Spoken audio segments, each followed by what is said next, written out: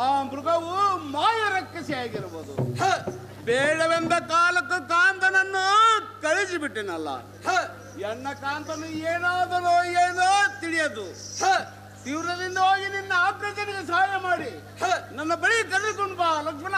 ಲಕ್ಷಣ ಇಲ್ಲಿ ರಕ್ಕಸರ ಬಾಧ ಹೆಚ್ಚಾಗಿರುವುದನ್ನು ಕಂಡು ಆ ರಾಗವನ್ನು ಆ ಮೃಗವನ್ನು ಹಿಡಿದು ತರುವುದಕ್ಕೋಸ್ಕರ ನನ್ನ ನಿನಗೆ ಕಾವಲಿಟ್ಟು ಹೋಗಿರುವಣ. ಆ ಮಹಾತ್ಮನ ಮಾತು ಮೀರಿದರೆ ನನಗೆ ಹಾನಿ ಉಂಟಾಗುತ್ತದೆ. ಸ್ವಲ್ಪ ಧೈರ್ಯವನ್ನು ತಾಳಮ್ಮ ಜನನಿ ಸೌಖ್ಯ ಪ್ರದಾಯಿನಿ. ಆಹೋ ಲಕ್ಷ್ಮಣ, ನಾವು ಅರಣ್ಯ ವಾಸಕ್ಕೆ ಹೊರಡ ಕಾಲಕ್ಕೆ ಬರದನಿಗೆ ಕೊಡುವ ಸಂಕೇತವು ಏನಾದ್ರೂ ನೀನೇನಾದ್ರೂ ನನ್ನ ಮೇಲೆ ಆಶೆ ಮಾಡಿಕೊಂಡ ಕಾತನನ್ನು ನೋಡದಿದ್ದರೆ ನನ್ನ ಜನ್ಮ ಉಳಿಯುವುದಿಲ್ಲ. ಹೇಗೆ ಮಾಡಲಪ್ಪ ಸಾರಥಿ? ಅಯ್ಯೋ ಎಲ್ಲ ಸಾರಥಿ, ಅಯ್ಯೋ ಎಲ್ಲ ಸಾರಥಿ. ಈ ಜಾನಕಿ ಅಮ್ಮನವರು ಮನಸ್ಸು ಹೀಳ ಮಾಡಿಕೊಂಡಿರುವಳ. ಆಜ್ಞೆಯ ಪ್ರಕಾರವೇ ಹೋಗಿ ಬರುತ್ತೇನೆ.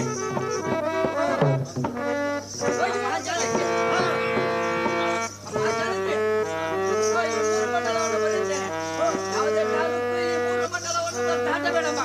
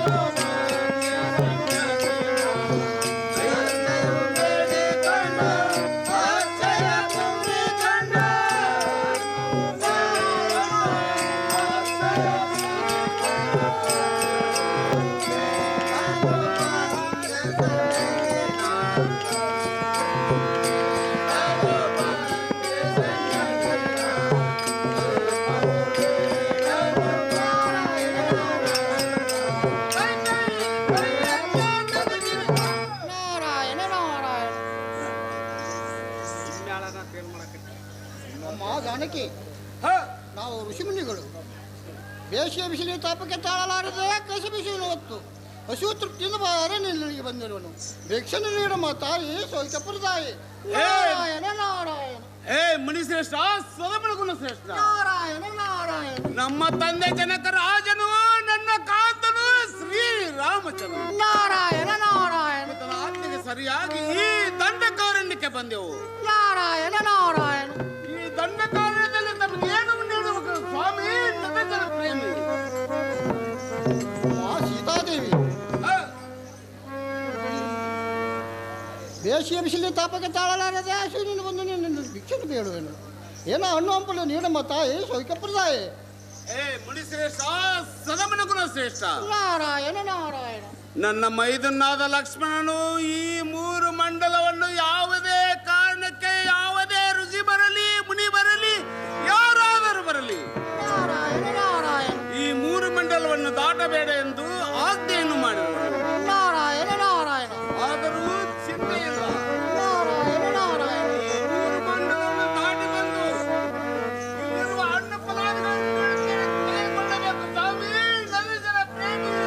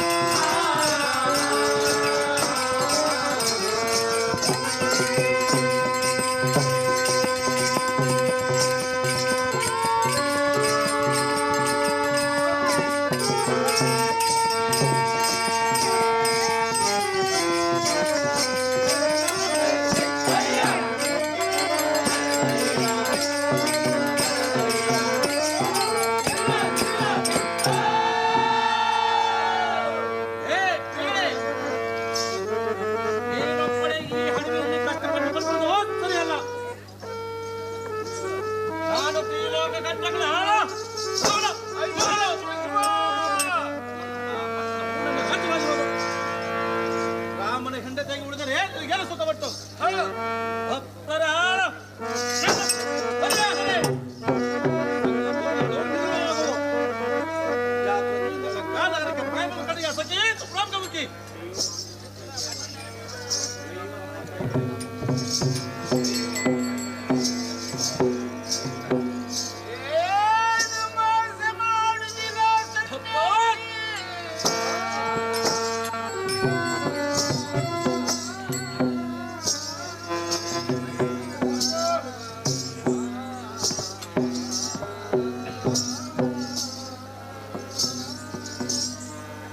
ಜನಕರಾಜನ ಮಗಳಾಗಿ ಶ್ರೀರಾಮಚಂದ್ರನಿಗೆ ಹೆಂಡತಿಯಾಗಿ ಈ ದುರ್ರಾಮದಾಸನ ಬಾಧೆಗೆ ಸಿಲುಕಿ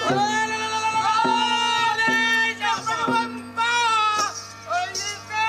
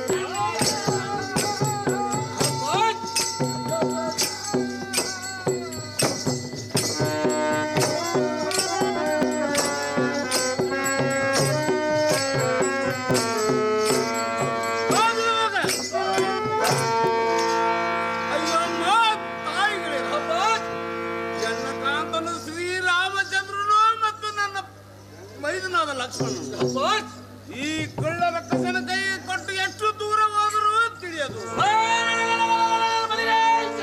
ನೀವಾದ್ರೂ ಹೇಳಿರಮ್ಮ ತಾಯಿಗಳಿರ ಇನ್ನು ಮುಂದೆ ರಾಮ